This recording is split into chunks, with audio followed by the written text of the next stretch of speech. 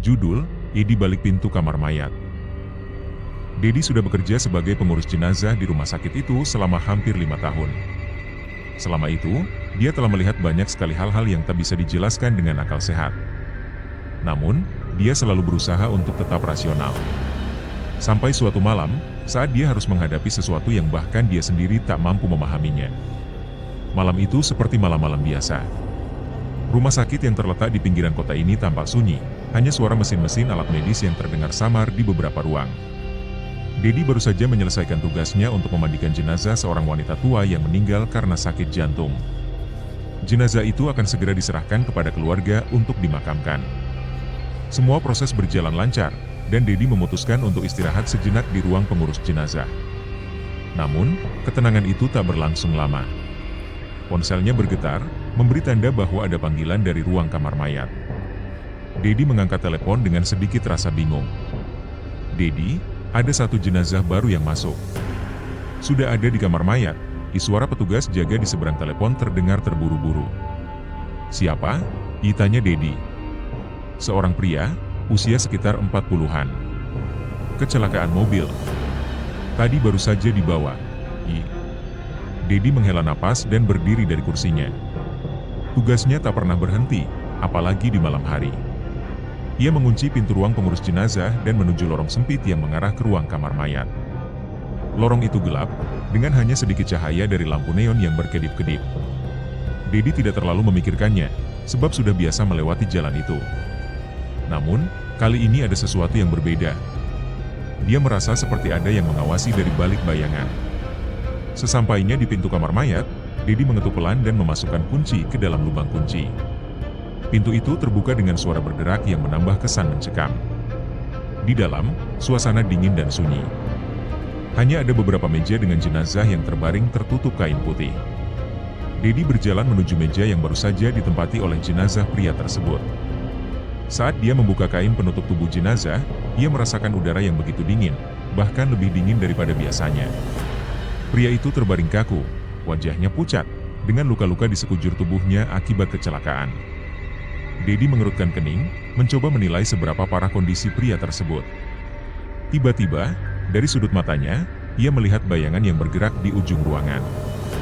Dedi menoleh cepat, namun tak ada apa-apa di sana. Dia melanjutkan pekerjaannya, memeriksa tubuh jenazah, lalu menutup kembali kainnya. Saat hendak meninggalkan ruangan, langkahnya terhenti.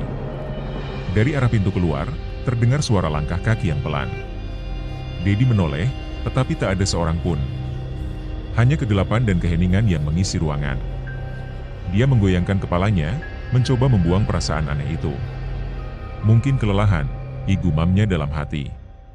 Tapi saat ia melangkah lebih jauh menuju pintu keluar, suara langkah kaki itu kembali terdengar, lebih jelas kali ini. Makin lama makin mendekat. Dedi berhenti, tubuhnya merinding. Namun, begitu dia menoleh, hanya ada hampa di balik pintu yang terbuka sedikit.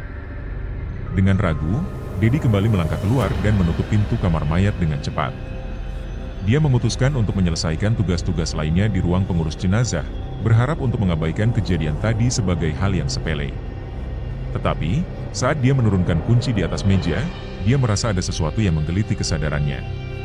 Sejak malam itu, kejadian-kejadian aneh terus terjadi.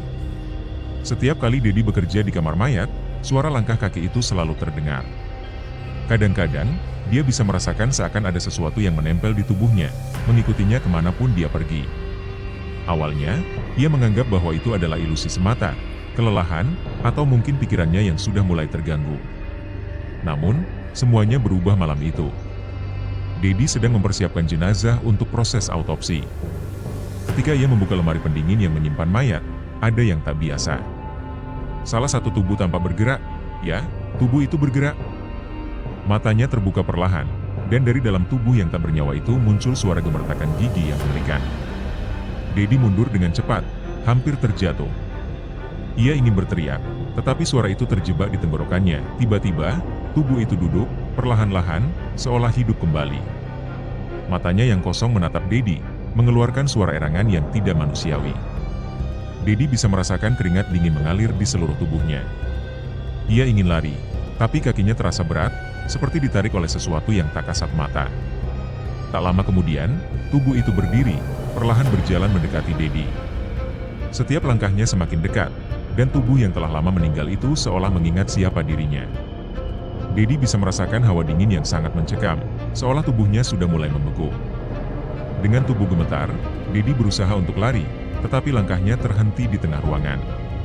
Pintu kamar mayat yang semula terbuka lebar, kini tertutup rapat, seolah ada kekuatan lain yang menghalanginya untuk keluar. Semua lampu di ruangan itu mati, menyisakan kegelapan total. Suara langkah kaki itu semakin mendekat, semakin jelas. Dedi hanya bisa berdiri diam, tak mampu bergerak, sementara tubuh jenazah itu semakin dekat, hingga rasanya sudah hampir menempel di tubuhnya. Dan kemudian, suara itu berhenti. Semua menjadi sunyi. Dedi membuka matanya dengan perlahan. Kamar mayat kembali tenang, namun tubuh jenazah itu sudah menghilang. Pintu kamar mayat terbuka lebar, dan Dedi bisa melihat bahwa ruang itu kembali kosong.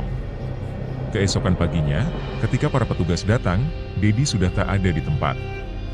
Yang ditemukan hanya kunci kamar mayat yang terjatuh di lantai. Sejak saat itu, kamar mayat rumah sakit itu selalu sepi, tak ada lagi jenazah yang masuk atau keluar. Orang-orang mengatakan bahwa ada yang masih mengawasi di balik pintu kamar mayat, menunggu.